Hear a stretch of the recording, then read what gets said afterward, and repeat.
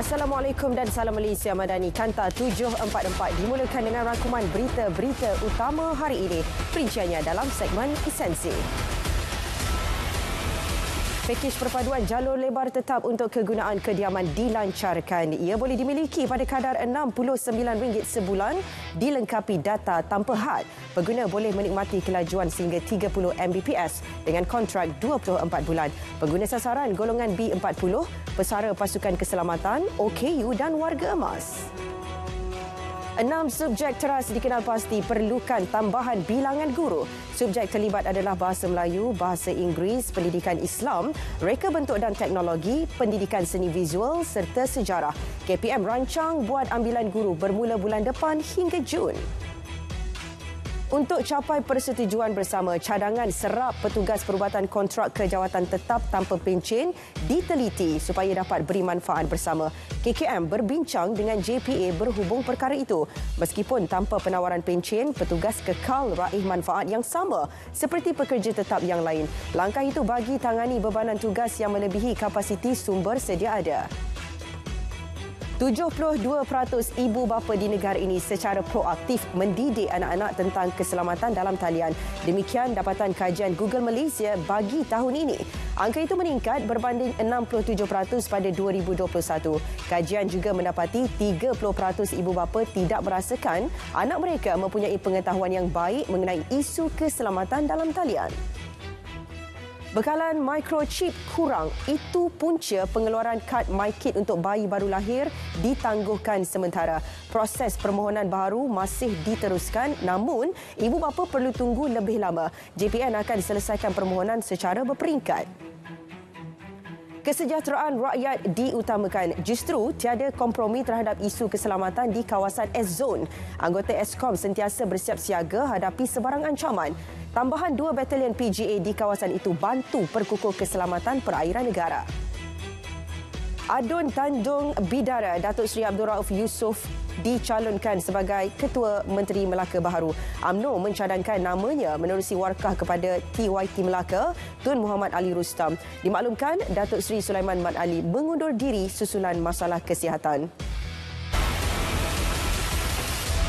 Pelaksanaan pembuktian konsep POC aliran bebas pelbagai lorong MLFF di Lebuhraya Sungai Besi akan dilaksana selewat-lewatnya hujung Oktober ini. Menurut LLM, struktur itu akan mengguna pakai gabungan teknologi RFID dan pengecaman plat number automatik ANPR. Pelaksanaan POC berskala sebenar itu adalah petunjuk prestasi utama dalam operasi Lebuhraya kelak. Tanah Rizab Melayu akan ditambah demi memastikan nisbah 50% keluasan yang diwasiatkan Raja-Raja Melayu dapat dicapai. Itu ikrar Kerajaan Perak. Sehingga tahun 2021, keluasan Tanah Rizab di negeri itu adalah 953,042.67 hektar.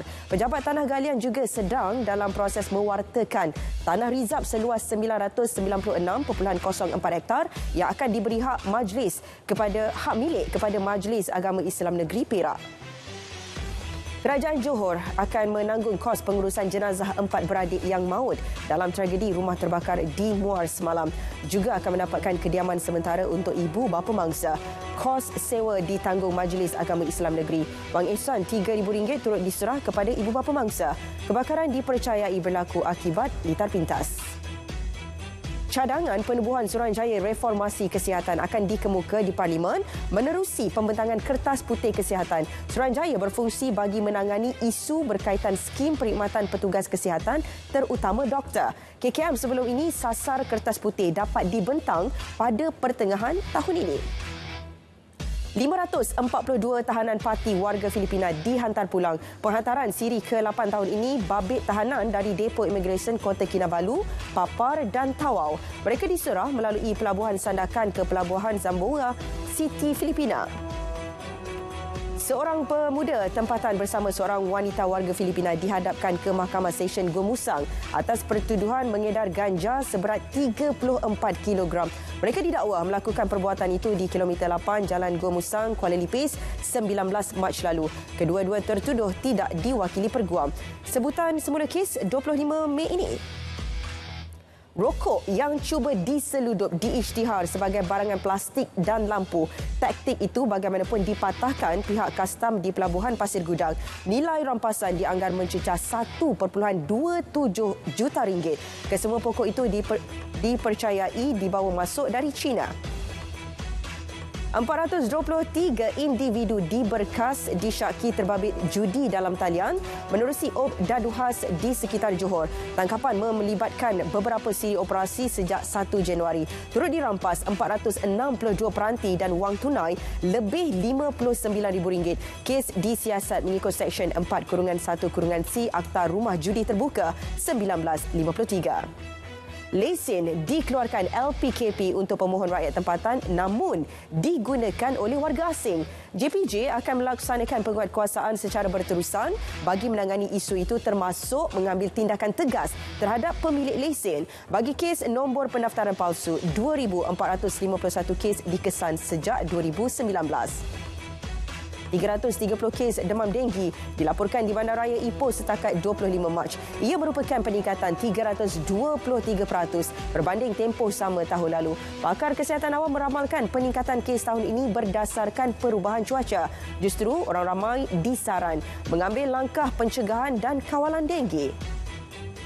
Menjual makanan dan minuman secara terbuka sebelum waktu ditetapkan, tidak berpuasa secara terbuka dan bersubahat dengan individu tidak berpuasa. Itu kesalahan yang dikesan dalam operasi bersepadu Jabatan Agama Islam Perlis di sekitar Arau, Sanglang dan Kuala Perlis. Sabit kesalahan boleh didenda tidak melebihi RM3,000 dan penjara tidak lebih 2 tahun. NGO Ideas Autism Centre IAC dan New Centra melancarkan kempen tanggungjawab sosial korporat sempena Bulan Kesedaran Autism. Suhail Matnur akan perincikan. Silakan, Su. Baik, ya dia. Salam saudara, salam perpaduan, salam Malaysia Madani. Seperti tersedia maklum, saya kini berada di New Central Kuala Lumpur seawal jam 5 petang tadi dan sehingga kini selepas waktu berbuka bagi kempen Minggu Kesedaran Autism yang bermula sejak semalam 29 Mac sehingga 2 April 2023 ini. Kempen ini adalah anjuran New Central bersama The Ideas Autism Centre IAC yang menyediakan program intervensi awal yang memberi perkhidmatan kepada kanak-kanak autism. Sekitar jam 6 petang tadi juga saudara, majlis pelancaran kempen ini telah disempurnakan oleh Yang Amat Mulia Tunku Zain Al-Abidin, Presiden Pengasas dan Pengerusi Institut Demokrasi dan Hal Ehwal Ekonomi Ideas. Seperti yang anda dapat lihat juga di belakang saya ini saudara, Ideas Autism Centre juga membuka booth kempen di kawasan Center Court New Central ini bermula jam 10 pagi hingga 5 petang untuk mempamerkan apa yang mereka telah lakukan di pusat mereka. Pelbagai aktiviti juga yang dijangka akan dilaksanakan sehingga 2 April ini bagi kita orang awam, bagi semua mungkin penonton sekalian yang ingin datang ke sini untuk merasai bagaimana cabaran menjadi kehidupan sebagai autism. Jadi saudara, saya kira ini saja yang dapat saya kongsikan daripada sini. Kita kembali kepada dia, terus kekal setia bersama Kanta 744. Baik, terima kasih, Su. Arab Saudi sumbang 35 tan kurma dan 17,000 naskah Al-Quran kepada Malaysia sempena Bulan Mulia. Raja Salman Abdul Aziz Al Saud turut berkenan menaja majlis berbuka puasa untuk 15,000 individu. Sumbangan tahunan Arab Saudi di bulan Ramadan menjadi kelaziman sejak 20 tahun lalu. Golongan nelayan, pekebun kecil getah dan pesawah bersyukur dengan berita gembira pemberian bantuan khas kewangan Aidilfitri RM200. Mereka menyifatkannya sebagai bukti kesungguhan dan kepekaan kerajaan persekutuan dalam mengutamakan kebajikan golongan berkenaan sekaligus membantu meringankan beban golongan itu dalam membuat persiapan menyambut Lebaran. Kilang pemprosesan kelapa bersepadu bernilai RM200 juta akan dibina di Langkon, Kota Marudu. Projek dijangka menjana lebih 2,000 pekerjaan kepada penduduk tempatan. Tanah seluas 30 hektar dikenal pasti untuk lokasi pembinaan kilang yang akan beroperasi bagi tempoh 5 tahun. MOU dimeterai antara Sawit Kinabalu dan Linaco Manufacturing Sdn Bhd. perluas promosi hasil organik dan pertingkat penerima gunaan pensijilan standard makanan. Itu dua teras bagi menggalakkan amalan pertanian organik dalam kalangan pemain industri tempatan. Pendekatan agresif diambil susulan tidak sampai 1% pekebun atau peternak berskala besar yang mengamalkan konsep berkenaan.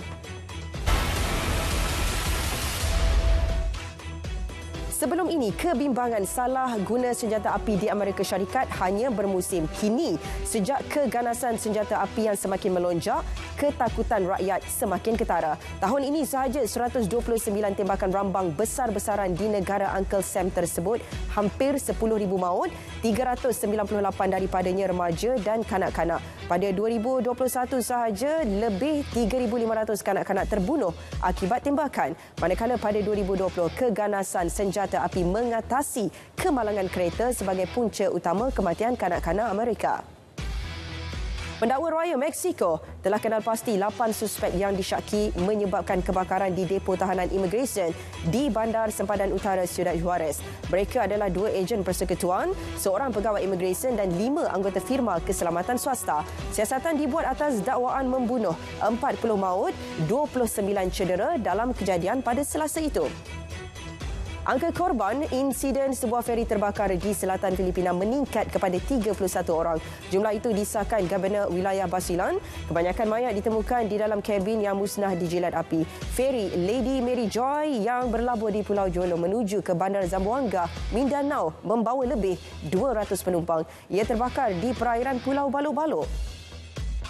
Kerajaan Australia ambil langkah rasmi pertama ke arah mengadakan pungutan suara untuk iktiraf penduduk orang asli dan Pulau Selat Torres mengikut perlembagaan.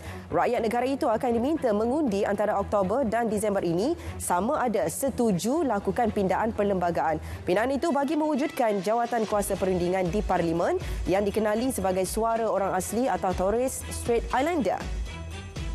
RUU baharu memudahkan rakyat New Zealand membuktikan identiti digital mereka dengan selamat diluluskan. RUU pastikan sistem digital dipercayai sama ada ketika buka akaun bank, berkongsi sejarah perubatan, berniaga dalam talian mahupun memohon perkhidmatan kerajaan.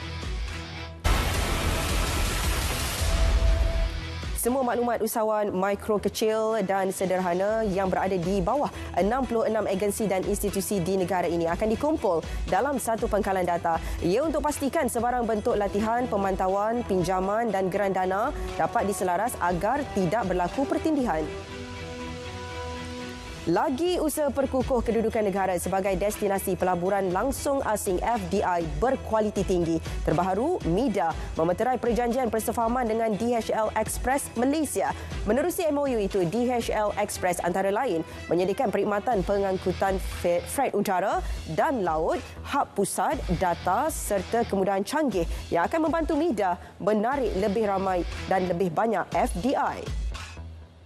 ASB2 umum dividen 5 sen seunit dengan agihan keseluruhan berjumlah 0.62 bilion ringgit kepada lebih 513,000 pemegang unit. Manakala Amanah Saham Malaysia umum dividen 4.5 sen seunit dengan 1.02 bilion ringgit keseluruhan. Ia memanfaatkan lebih 575,000 pemegang unit.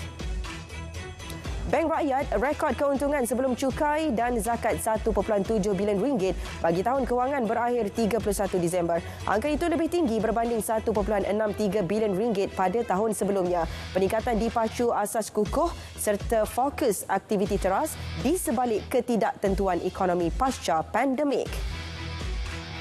Bank Rakyat turut umum dividen 15% bagi tahun kewangan sama. Angka itu menyamai kadar dividen pada tahun kewangan sebelumnya. Pembayaran berjumlah 426.77 juta ringgit. Bank Rakyat kekal prestasi kadar dividen 2 digit selama lebih 30 tahun. Sapura Energy Berhad rekod kerugian bersih 3.2 bilion ringgit untuk tahun kewangan berakhir 31 Januari, menguncup berbanding kerugian 9.05 bilion ringgit dicatat tahun sebelumnya.